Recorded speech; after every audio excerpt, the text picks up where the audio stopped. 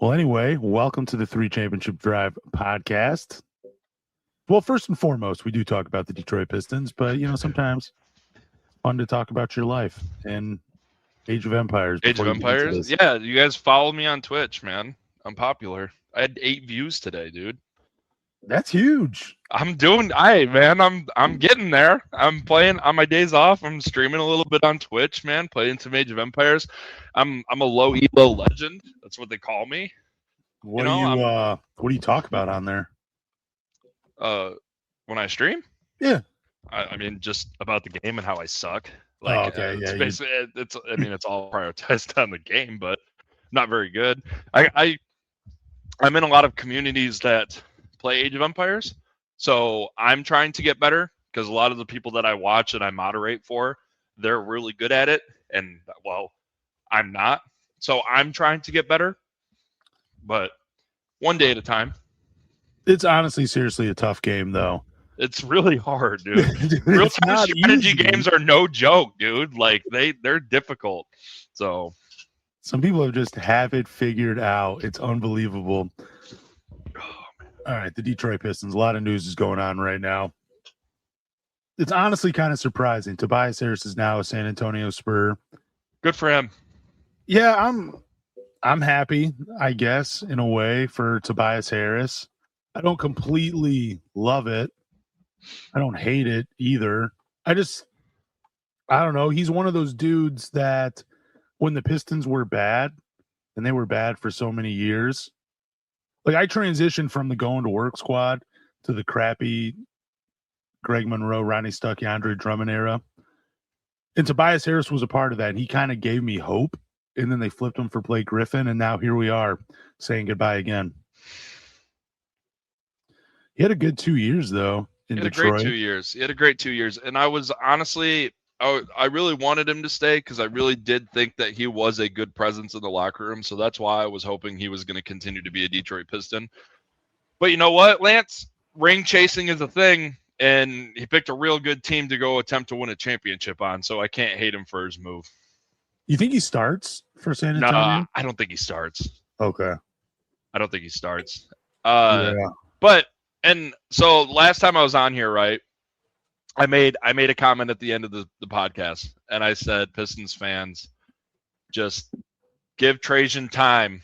Let him think. Let him figure it out. Let him decide what pieces he wants to bring into Detroit to surround Cade. Like let him figure something out. And you know what? We haven't splashed by any means, but we did give him options.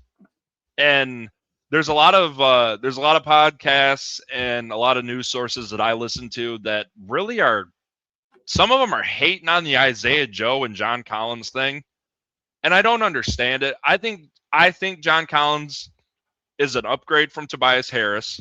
I really do think he gives Cade a little bit more flexibility, and I see some people talking about Isaiah Joe like not even the potential of being a starter, which I really think he could be on this team.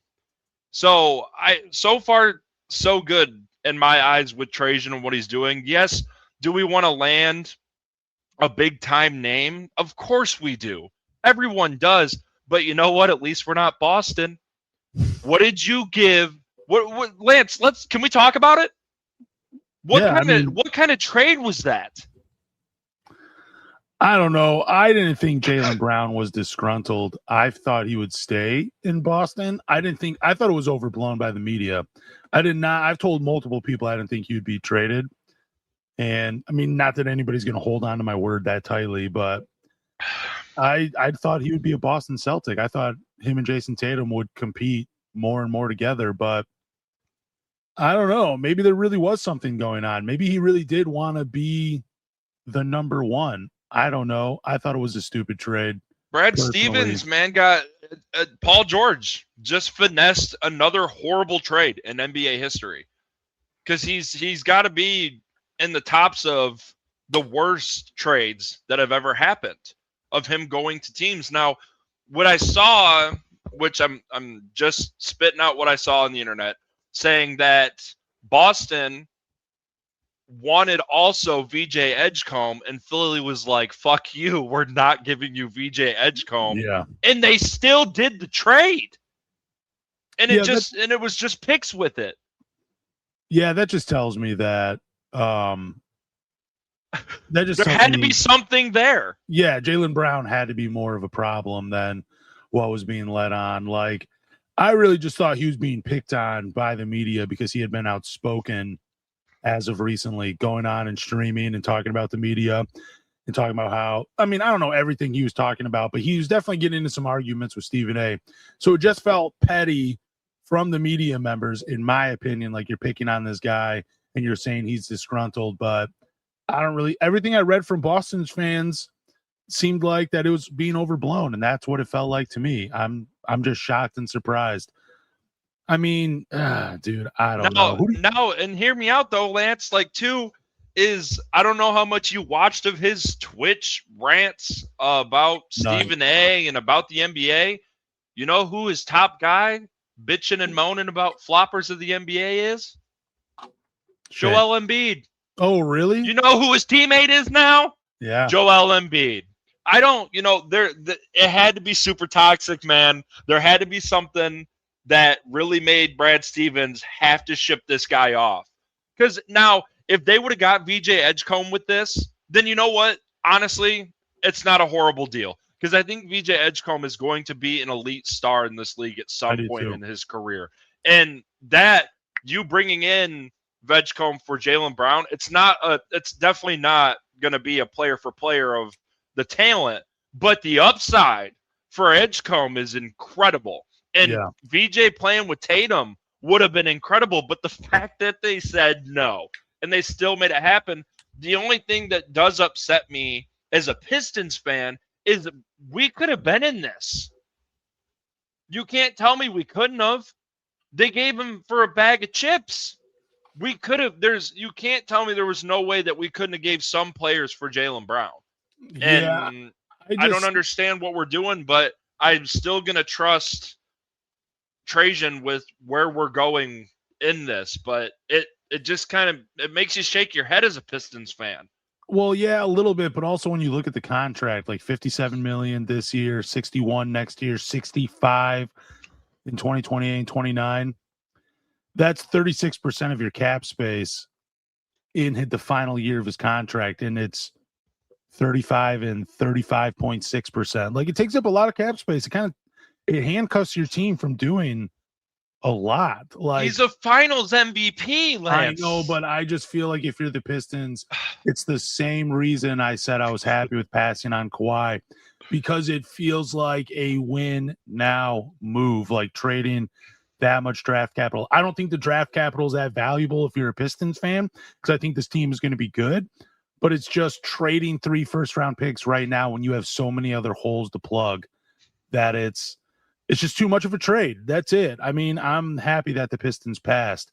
Like, I would like to see them make this trade down the line when they're more equipped to make an actual run, because that's what I think Jaylen Brown does. That's what I think Kawhi Leonard does. They push you over the top to being a championship contender. And Pistons, they're not close to competing for a championship right now. There's too many holes to plug. So I'm happy that they passed on these trades. But also, there's too much up in the air with Jalen Duren. Like, yeah, you have some key guys that haven't been signed yet. And now, I don't know. I get what you're saying. Jaylen Brown's a hell of a talent. And it would be crazy not to want to see him in a Pistons jersey and play for Detroit.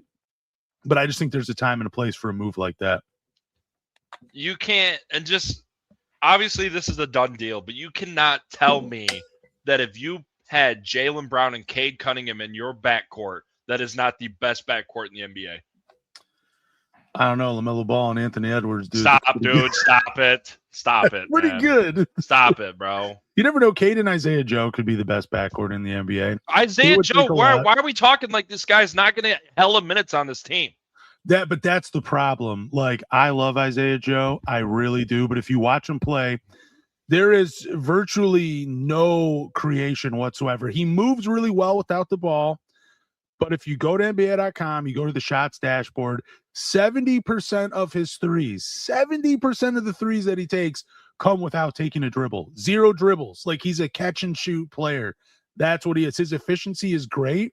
It's great for 21 minutes a night. That efficiency is going to drop the more minutes that he plays. He's not hitting on Oklahoma City. And mind you, I'm a fan, but there's no Shea, there's no Jalen Williams, there's no Hartenstein, Chet Holmgren, AJ Mitchell. He was able to be hidden offensively, where if you go back and watch some of his time, especially this last year in Oklahoma City, dude, he was like the 5th guy you paid attention to in their offense, which is crazy. I'm not saying it's right, but he had a lot of open looks in Oklahoma City. I don't know if the same open looks will be open in Detroit, just because Detroit doesn't have that type of offensive talent like Oklahoma City does. Yeah, but let me rebuttal you on this though, Lance. Like, maybe he was handicapped. Maybe. Can you not think that that's the case? That this guy is next to, I hate to fucking say it, but one of the best players in the NBA of Shai Gilgeous-Alexander. Yeah. And with J-Dub, you can't do what you want to do with these guys on your team. Why? Because OKC is such a role player efficient team that all these guys know what they're supposed to do on this team to be successful. And Isaiah Joe knew his role. That's what I'm saying. If you bring him in Detroit, maybe he's a whole different animal that we don't know. And that's what I'm maybe hoping. I just think maybe with him not being able to create a shot or get the ball in his hand to take someone off the dribble, it's not because he can't do it. It's because that's not the style of offense that they ran. Yeah, no, and I am a big believer in Isaiah Joe. I think he's going to be fantastic. I do think his scoring goes up here in Detroit. I do think he'll take a larger role, but I could also see him playing the same role, like off the bench. If you're hot, you're playing. If you're not, you're sitting. Here are his numbers without Shai Gilgeous-Alexander in 2025 and 2026. 14.5 points per game, 3 rebounds, 1.5 assists in 11 games without Shai. So when he took on a larger role, his numbers jumped up a little bit, but not off the charts. I don't think this is a Nickeil Alexander-Walker situation where he goes to Atlanta and he just becomes a 20-point scorer. I don't see that for Isaiah Joe, but I do see a larger role for him. And I'm a fan. I actually really love the trade. If you remember, this was him and Andrew Wiggins were 2 names that I had mentioned for OKC players I would have to take a look at because they had to make moves with the draft picks coming in. They had to clear some cap space. And these 2 guys were at the end of the rotation, and I'm glad we got one of them. Yeah. Go on. No, you're good. Ask your question. No, I was going to ask about John Collins, but if you had any more to say about Isaiah Joe. I think I've liked John Collins to be a Piston before this year. I've always liked John Collins' game, and I think picking up John Collins, which he's cheaper than Tobias Harris, and his first year is the only one that's guaranteed. I think it's a great contract for us to grab him on. And you know what? If he comes and he plays well, just like Isaiah Joe, John Collins? He's 28. You're placing a 1-for-1 with Tobias Harris, which their numbers are almost so identical. But John Collins gives us a lot more versatility when it comes to being a lob threat, being more efficient shooting threes. Yes, he's not like Tobias where you put him one-on-one on the block and it's going to be a 50-50 shot that he's going to make it. Like, you don't have that with John Collins. But I think him being able to be a 40% three-point shooter for Cade in the corner, I think it's a really good pickup for this team. And like I said at the beginning of the podcast, it's not the flashy shit that we wanted. It's not a LeBron James, a Kawhi Leonard, a Jaylen Brown. It's not that. These are little pieces that they're trying to put into this puzzle because, we all want that second shot creator. We want that second scorer.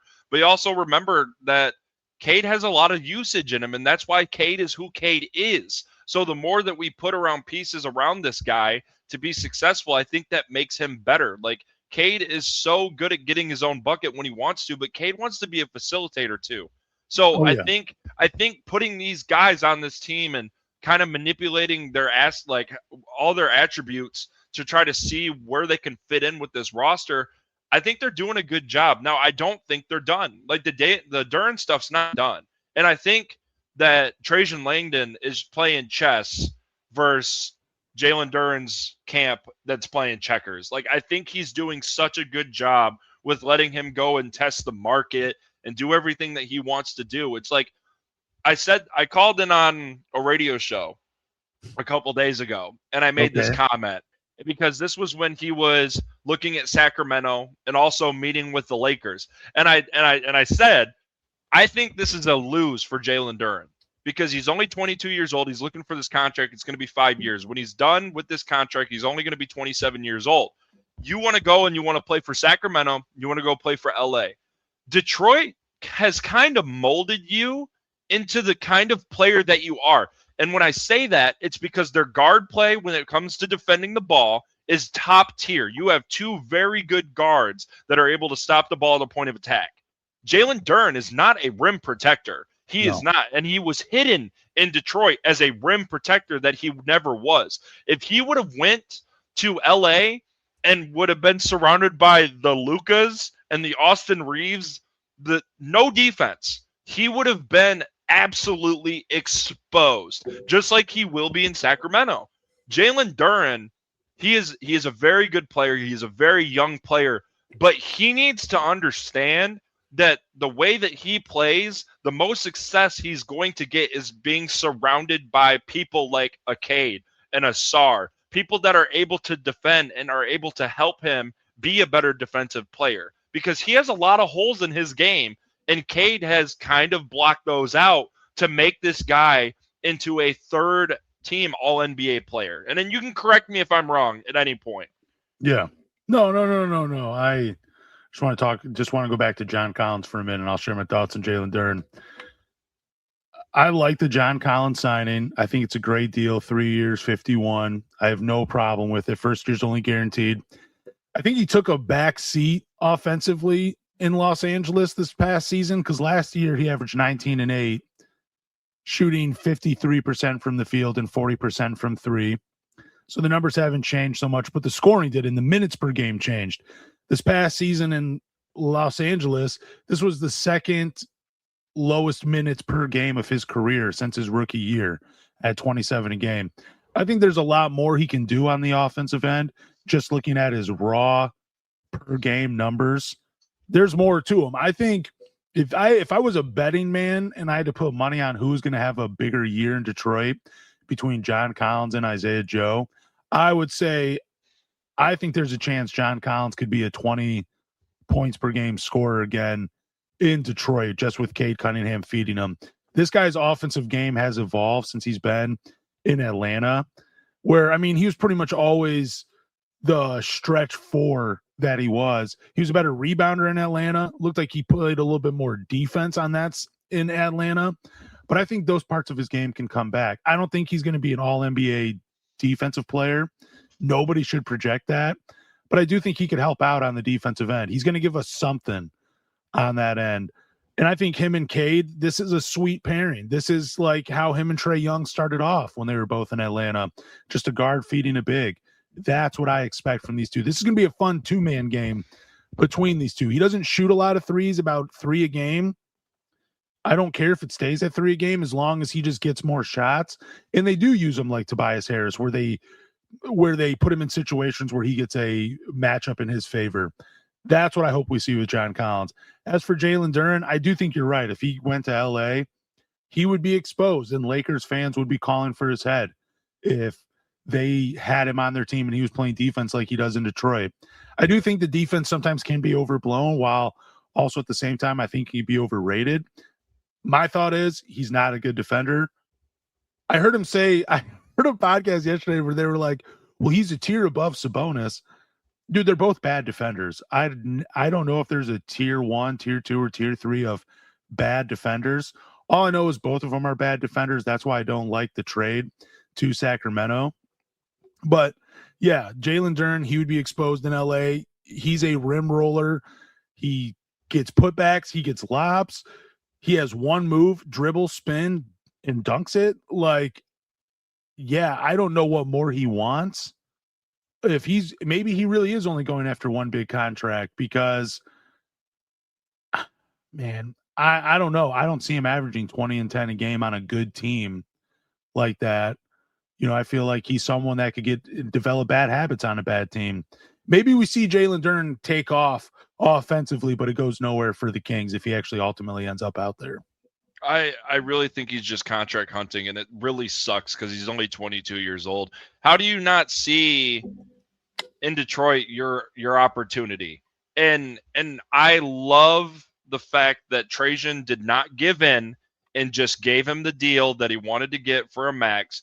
And Trajan looked at the tape and understood where he needs to get better and where he needs to evolve. Now, granted, Lance, which is crazy, and I know it probably got talked about in contract negotiations with Jalen Duren, but I would look the dude dead in the eye and say, did you not see what you did in the playoffs for us? Did you just look at your numbers across the board? Did you not see what you did? Because if you would have played and averaged what you averaged in the regular season in the playoffs, they wouldn't have been booted when they were booted. They would have got time off for rest versus the Orlando series because they wouldn't have got slaughtered the way that they did.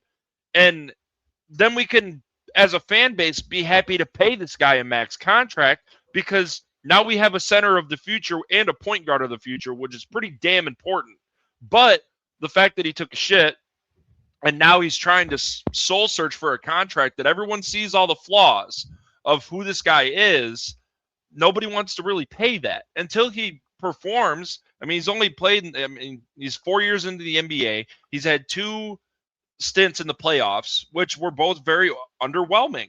And unfortunately, when you go and you play a sport, the biggest reason you play the sport is to be the best team out of the sport. And, well, you have to win in the playoffs.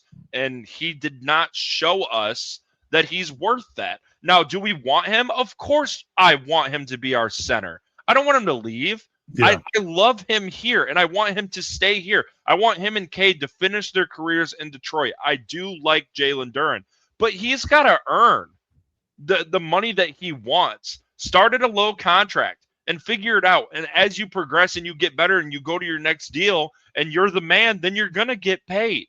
But the reason you're not getting it is because of what you showed us. And the whole fan base was screaming that from the mountaintops to Trajan Langdon. Don't pay this guy. Don't do it. He's not ready yet, So yeah. I'm happy that they are where they're at with him. Yeah. There are some fans, you're right. It's like it's evenly split between pay him, and I'm glad we're going down this path of not paying him. And I do give a lot of props to Trajan. You might be looking at Jalen Duren might walk away with like a total of $200 million and maybe not 220 like it was reported. I do believe they will work on something and get a deal done. I believe Jalen Duren will be here in Detroit. But I will say, if he is adamant about being traded and he said, hey, look, I'm not coming back, you should trade me. I'm talking to his team. I'm sitting down. If I'm Langdon, I'm talking to Jalen Duren and saying, okay, fine, cool. Find another team other than Sacramento. I can't do anything with Sacramento. Talk to New Orleans. Talk to New York, talk to Charlotte, talk to anybody where I can make a deal and get something for you. Let's do that. Can we at least do that where you can be happy on your own team and we can be happy with what we get back, because I don't like the package I'm getting back from Sacramento. I think you can have an honest conversation with him about that. I think that's totally fair. If he's really adamant about being out of Detroit because he feels so insulted that Trajan Langdon offered him a deal that we all think is fair, even though we don't know the numbers. But if he's insulted by it, then we have to admit, okay, cool. He may have not listened to the fans, but he's doing what we want to do. But if he's adamant about leaving, tell him to find a team that can make both parties happy, himself and the Detroit Pistons.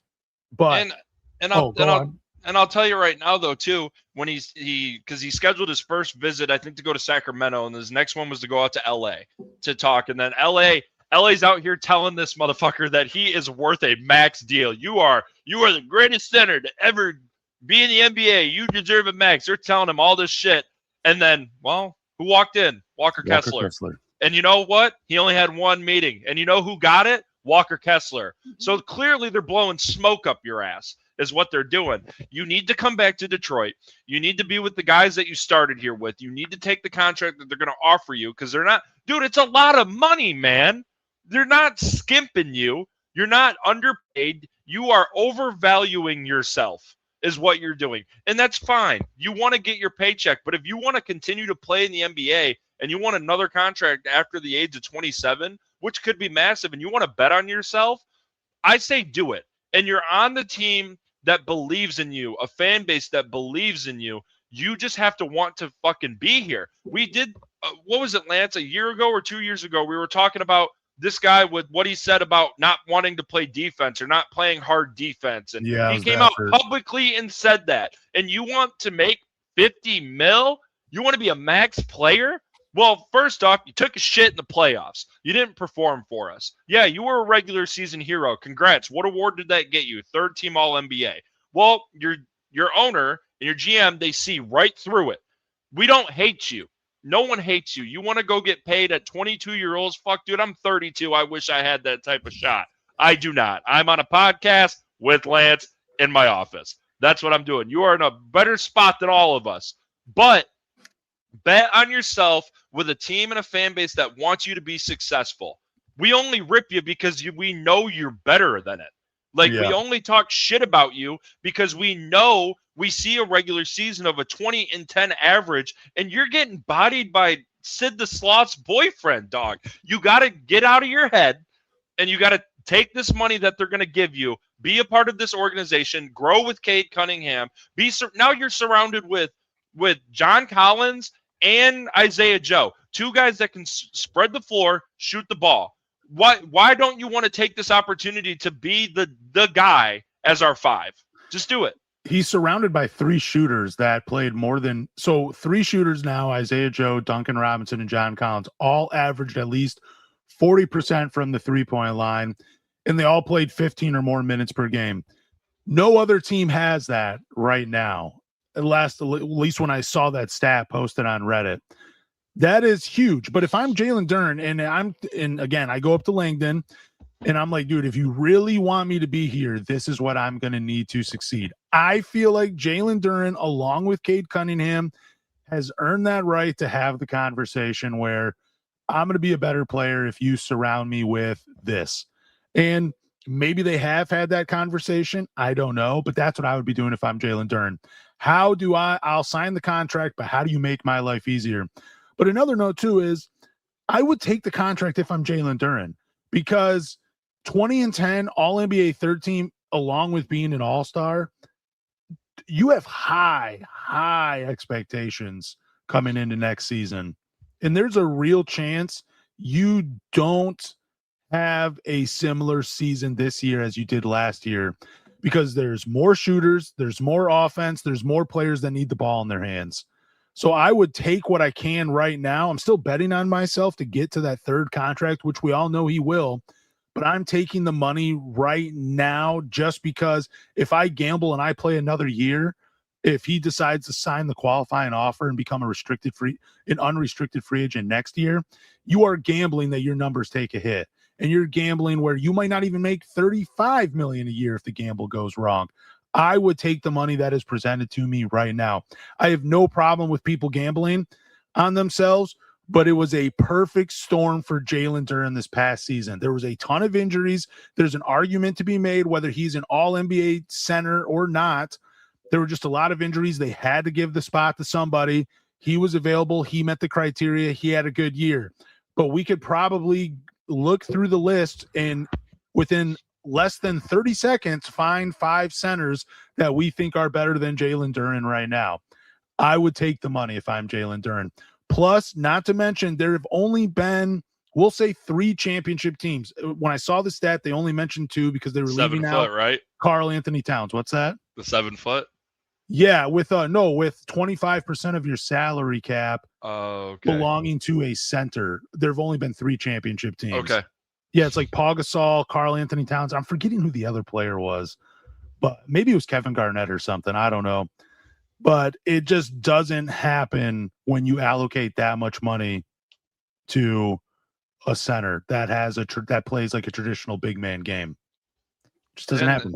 And also too, Lance, and you, listen, everybody that listens to this, I don't know anybody with any type of insight on this. I'm just spitballing here. Cade Cunningham is your guy. He is the guy. I hope to God he never goes anywhere. Okay.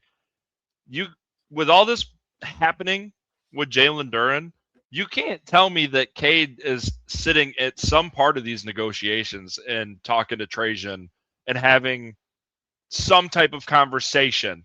Like, hey, he wants this and this. Cade's like, I don't know if we should do that. I don't know. It's a business, and he is so young, so it's really hard to understand that. But you have to be able to understand your worth, and your teammates also have to really understand like where everything is associated with how your contract is going to be negotiated and brought to, because whatever money is dealt to you with what you bring to the team, your teammates are going to look at it. Yeah. And they're going to understand, like, they think you're worth this, then why are you not giving us it? And I think Cade they might have gave him a phone call and he had a conversation about, because I don't think that Trajan or JB or anybody or Tom, I would not be making any decision until I make a phone call to number 2 and have a conversation about where we want to go, who we want to fit with who, and where do we want to end up, because he is your max guy. I mean, he wants JD. He does. They're friends. You can tell they're friends. They like each other a lot. But a business is a business, man. And if you're going to ask for that much money, and we know that it doesn't need to be distributed there and it can be used in better assets for the guy that is the guy. Jalen Duren, you are not the guy in Detroit. You are not. You are a role player, and you're not the number 2 either. You showed us that you're not the number 2. Until you show us that you can get on that level, then yeah, let's put you in the percentage. Let's run it up. But until then, you're not worth that type of money in this moment. Okay, how much do you think Jalen Duren signs for with the Pistons? We'll just say he re-signs with the Pistons in a long-term deal. How much do you think he signs for? Well, I think they had to have offered him under 40 mil. Yeah, I'm thinking mid-30s is what he signs for. I'm thinking 37 or 38. I was thinking 35, but 37, 38, that's fair. I'm cool with anything under 40, I'm okay with. Yeah, same. And I got no problem with that. Just take it. Like you're at almost $40 million per. You have to be a top 10 paid center in the NBA. He would be. I just saw this number. Yeah, 37 would put him right up there. Like he'd be lower than Sabonis. But yeah, he'd be right up there as one of the highest paid centers. Yeah, at $37 million. Don't understand, man.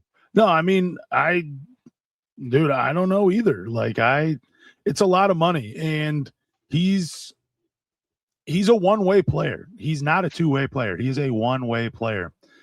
But we'll see what happens. Did you see that the Detroit Pistons traded Marcus Sasser to the Dallas Mavericks? I did, but I didn't see what they got for it. I don't even think was it nothing. Was it just to get rid of the? They had to clear. They had to clear cap space to sign to bring in Isaiah Joe and John Collins. Yep. Which we love Marcus Sasser, but he never really had the moment, man. No. And he never really filled it where we needed him to. He did play well in the playoffs when his number was called, though. I will say that. But I don't know how he really fits in Dallas. But dude, man, it kind of pisses me off, to be honest with you, that he's gone, because as I'm looking at his numbers, what do you think his 3-point percentage was on catch and shoot numbers? It's got to be at least 40 to 45%. 48% on catch and shoot threes this past season. 48%. He was 0 dribbles, 48% without taking a dribble. Wide open, 43%. He's a shooter. That's exact. When he touches the ball for less than 2 seconds, 49% from 3 on catch and shoots. It's unbelievable, but it seemed like we were never putting him in a position to be a 3-point sniper, where I would have had him watch tape of Isaiah Joe, to be honest with you, be like, dude, move like this guy so you can get your shot off. And we could really use, I think he was one of the best shooters on the Detroit Pistons, but he just never got the minutes to do it. He only played 38 games last year. I think he was poorly handled in Detroit. Yeah. I know he wasn't like the defender that he was when he was coming out of college, but still poorly handled in my opinion. Can I make this comment too as well, please? I think even though they were best friends, I think Danis is the reason. The Danis come up is the reason we had the Marcus Sasser fallout. I think Danis coming into play really, really screwed up everything that he was working for and what we wanted Marcus Sasser to be. And there's nothing wrong with Danis performing the way he did, but I think that was the ultimate reason is they had to pick one or the other, and they rode with Jenkins, which, I mean, either or I think would have been a good decision. So yeah, I mean, Jenkins, he made the most of his opportunity, and he stole the job for Marcus Sasser. No doubt about it. That's what he did. It was Marcus Sasser's. He was the first-round pick. It was his job to lose, and he lost the job to Danis Jenkins. So I wish the best for him in Dallas. I hope he kills it, and I hope he doesn't play like Chris Middleton, but I hope he's successful and has 10 years in the NBA. I just don't want to look back and be like, dang it, why did we let him go? Yeah. The Pistons have announced Summer League. I don't know. I don't see anybody else that really just comes off the screen at me right now. I'm just interested in Ibuka and Ugana. Those are the two players I'm interested in, and that's it for the Detroit Pistons during Summer League. Don't care about Chaz Lanier. Sorry, Pistons fan. I just don't. I don't think there's an NBA player there. Isaac Jones is interesting, I guess, but yeah, Summer League is right around. Are you watching any Summer League? Oh, I'm gonna watch it all. I called the come up of the Danis Jenkins. I want to watch. I want to watch a Corey play. I did not know we had Roddy Gale. Yeah, I didn't mention him, but yeah, I'm gonna watch this. I mean, when it comes to, I'm curious why we're not seeing center. Tulu Smith? Yeah, Tolu Smith on this. I really would like to see him play as well. But no, I'm going to watch this. I watched it the last 2 years. I enjoyed it. And if I don't catch it, I just go on YouTube and I'll check it out there. But with them drafting a Corey and moving up for a Corey, I think that they're going to have high expectations for this guy. So when it comes to the big they drafted, Ugana, I don't know how he's going to fit. The size is great. The size is, and because he's 7 foot, correct? Yeah, he's huge. He's huge. So I want to see how well he can, because he's going to probably strictly be just a rim protector for this team. Yeah, I was going to say, go watch him on YouTube. That's all he does is he is an incredible defensive player, though. There were some scouts, I was reading this online, and there were some guys that I guess are on NBA teams that were talking about this. And a lot of them had him pegged as like the 24th best player in the draft. Like they were projected him to go early 20s in the draft. And he slipped all the way to 53, I think. So yeah. I don't know. I think this is a guy that's just going to give you 12 minutes a night at his absolute peak and just be blocking shots. One of these games we'll have to watch together. Yeah, we'll come in here and we'll take a watch because they're coming up soon. Just do an entire episode of Summer League. We really could. I don't have a problem with it. No, neither do I. I mean, I just don't know how people are going to be wanting to listen to it. If they don't want to, they'll just turn it off. That's fine. But no, the Corey thing I am excited for. So I mean, this is kind of where we see these young guys. My guess is that he only plays 2 games. That's my guess. I think that he comes out and he just does what he needs to do to prove to this team that he is going to be that guy, that he's going to be another playmaker, that he's going to be not going to be a number 2, but be a relief to Cade, to be able to get his own shot, to get to the hole. I think he only plays 2 games, and then we just kind of write it out and see where we go from there. But I'm excited to watch this guy play.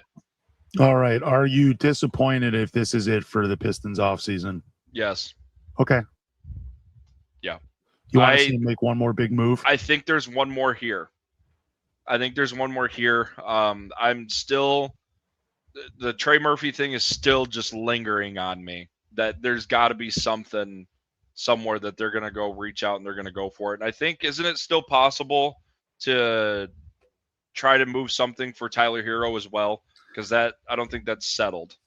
I think I've seen some people. I don't know all about the salary cap and how it works right after trades. I don't know how long until the NBA basically signs off. I don't know what the protocol is. So there might be something where they could, I've seen fans say, why don't we move Duren for Miles Turner and Tyler Hero? Maybe that's something that the Pistons do. I have no idea. I do like Hero, and I would like one more shot creator on this team, just someone that can make the dance with the defense. Yeah. Tyler Hero would be great. And there's I've had a lot of people text me about him too, which is crazy. I mean, if it's just another guy that can go and get a bucket. Yeah. And I don't think anybody would be upset. But then again, it is what we have to give to go get. I mean, Milwaukee probably would not mind having Jalen Duren, but if you want to go play for Milwaukee, dude, go for it. But my third that I really would love to just, and it's not, and Lance, I'm going to get shit for it. It's not a superstar, but damn it, would he be a good fit is Rui Hachimura on this team, because Rui can defend. Rui shoots the ball well. Rui is a great player. Rui was one of the best players on Los Angeles on a team that had Reeves, LeBron, and Luka. He was one of their best players. I would love Rui on this team. Now, I thought once they signed John Collins, I thought that was going to kind of be all we were going to do with that kind of stretch 4-3 position, and we weren't going to go forward with anything else. But, man, I love Rui, and I think Rui would be a really good fit. And it's another guy that can knock down a jump shot with no problem at all. Did you know that Rui Hachimura also holds the highest career three-point percentage in NBA playoff history? It's crazy. You want to know what it is? It's in the 40s. 50.7%. That's crazy. Dude, it just blows my mind how freaking good. I would love Rui Hachimura. Love Rui. Absolutely. Because he can, and I could be wrong here, but I'm pretty sure he could post up too, and he can get a bucket. Like I think he's just like Tobias Harris. Yes, he's a young Tobias Harris. I love Rui Hachimura. You don't see any problems with the guy. He defends well. He just fits where he needs to fit, man. And when that dude is on fire, bro, that motherfucker does not miss. I love Rui, and it would be great. But then again, like I said, it's not a splash, and certain percentage of the fan base is going to be pissed. They're going to watch Brian Windhorst talk shit about us on ESPN that we're not doing enough. Like it's just, you guys got to shy away from this and understand what this team already has and what we need to add for like positive additions around the guy that is our first team All-NBA player. Yeah, I'm looking at the list right now. There's not a lot of names I'm in love with. No. Simons is my number one. I'd actually be interested in Chris Middleton too. I'd give it to him. Reunion. Bradley Beal. I'd throw a couple dollars at him. Yeah. Not a lot of love for this free agency class. Now all these names have been signed. We're just waiting for some. There's got to be one more. The only and I'll ask you, what is your least favorite of this free agency signing for the Pistons?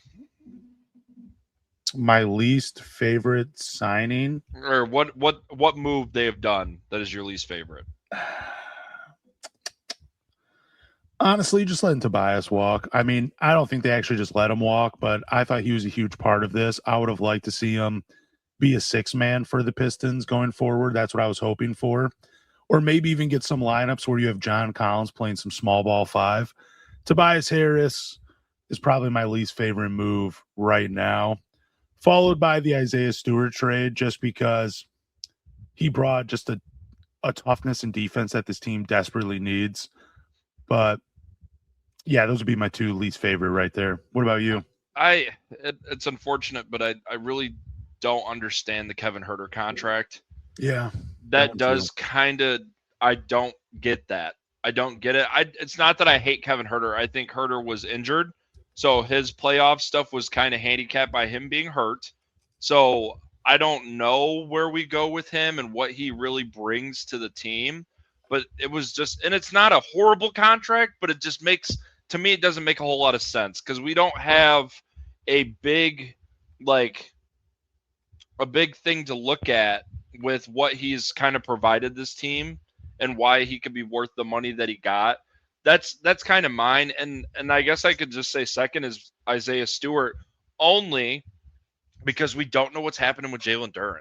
Like Yeah. I feel like you should have did the Stu thing once the Duren thing was settled. So that it just makes me a little nervous. But like I said, I said it before. I'll say it again. Be patient. It's not done. Just give it time. There's still a lot of pieces that have to be moved around.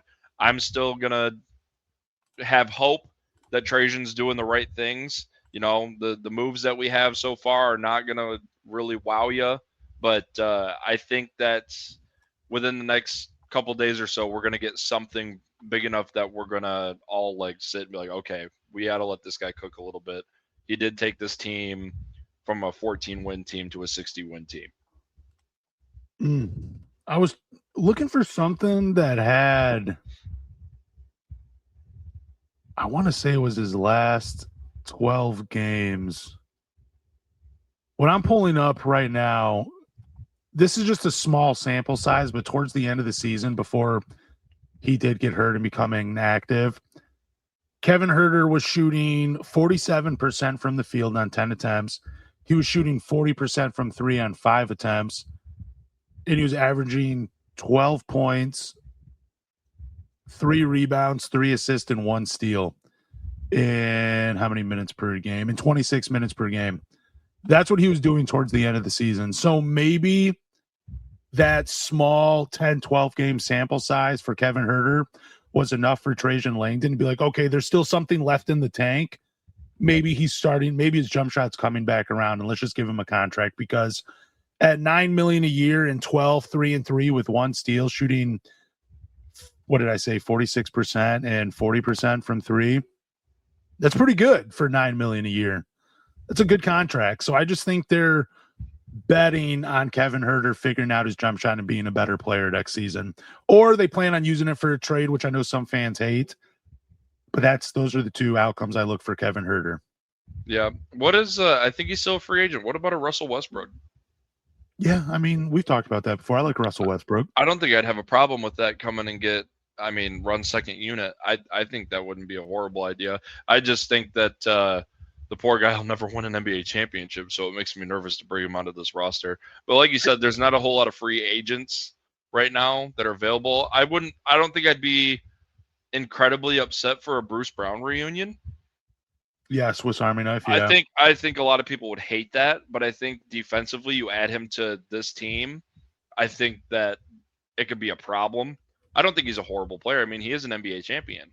But looking at a lot of these guys that are still available, I think Anthony Simons is one of the best ones to probably go for. But I'm just hoping that we're not done, and they're gonna figure something out, and we're gonna be not blown away, but there'll be something enough to make Pistons fan realize, all right, we should have been a little bit more patient with Trajan. I'm going to go ahead and say that they sign. I'm just going to throw a name out there, and we're going to see if this happens or not. Trendon Watford. I think that's who the Pistons signed from Philadelphia. He's 25 years old. I'm going to say they sign him, and they sign another guard. I don't think you can have too much shooting, and that's what I think Detroit does. They bring in another shooter because you can never have enough shooting on a professional basketball team. I hope we don't get the Jalen Duren news the moment we stop recording this. I hope we don't get it till this weekend. So then doing another podcast where it makes sense. I'm not sure when it's all going to be settled, but I can give my thoughts, and my opinion is 90% chance that he's coming back to Detroit. It just depends. It's where the numbers are going to fall. So I believe he comes back to Detroit for starting at $35 million a year. I think that's what happens for Jalen Duren. That's my prediction. I'll say 37. Okay. All right. Thank you guys for listening to the 3 Championship Drive podcast, hosted by us. Do us a favor, subscribe, follow, rate, review, but more importantly, tell a Pistons fan